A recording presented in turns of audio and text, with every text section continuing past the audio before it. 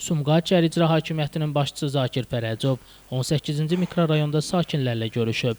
Tədbirdə şəhər İcra Hakimiyyətinin məsul əməkdaşları, müxtəlif dövlət qurumlarının, təşkilat və müəssisələrin rəhbərləri, eləcə də şəhid ailələri, qazilər və sakinlər iştirak edib. Səyyar qəbul zamanı şəhər rəhbəri sakinləri fərdi qaydada qəbul edərək dinləyib. Müraciətlər əsasən sosial təminat, mənzillə bağlı çətinliklər və məşğulluq problemləri ilə əlaqəli olub.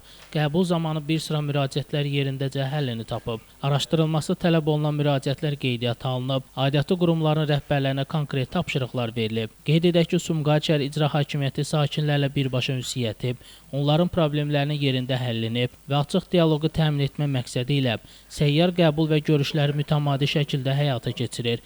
Bu tədbirlər vətəndaş məmnunluğunun artırılması və xidmətlərin keyfiyyətinin yüksəldilməsi baxımından mühüm əhəmiyyət kəsb edir. Şəmsistan Fikrətli Elbrus İsmailov, bugün informasiya proqramı üçün.